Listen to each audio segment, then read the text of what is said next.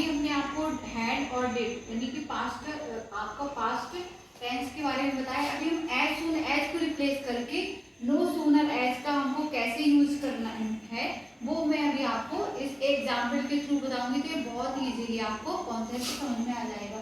क्या हमको रिप्लेस करना होता है एज सून एज, और उसकी जगह क्या यूज करना होता है हमको नो सूनर। एक एग्जाम्पल जैसे लेते हैं हम एज सून एज का, एज सून एज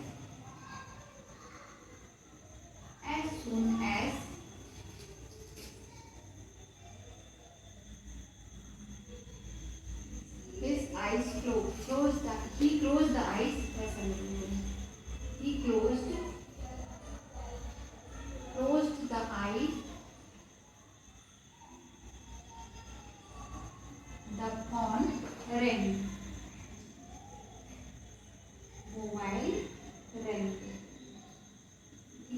कर दिया।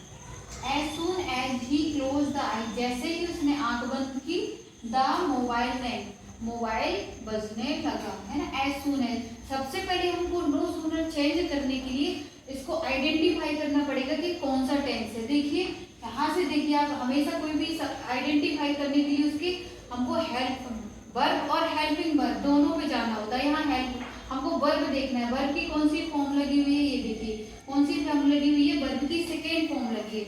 सेकेंड फॉर्म लगी है, इसका मतलब है कि ये पास्ट टेंस है। कौन सा पास्ट टेंस है, सिंपल पास्ट है।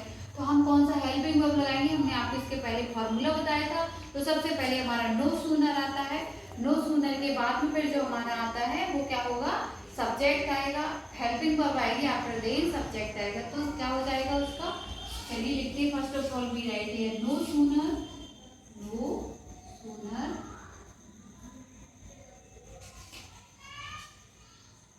चेंज। और हमने क्या बोला आपको कि कौन सा टेंस है, पास्ट है, तो उसका हेल्पिंग वर्ब क्या होता है, डिड। No sooner did. इसके बाद क्या आता है हमारा सब्जेक्ट, तो सब्जेक्ट क्या है हमारा ही।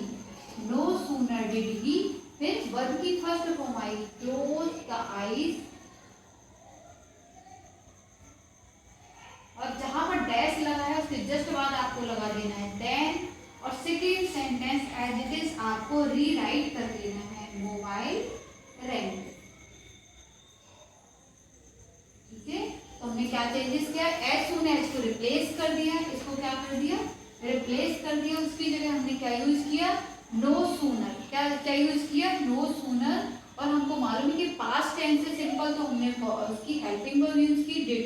आफ्टर देन आपको मालूम है कि वर्ब के बाद क्या आता है, फिर हेल्पिंग वर्ब के बाद आता है सब्जेक्ट, तो सब्जेक्ट और फिर आई आपकी वर्ब। तो वर्ब का कौन सा फॉर्म लगेगा हमारा, first form, sorry close the eyes.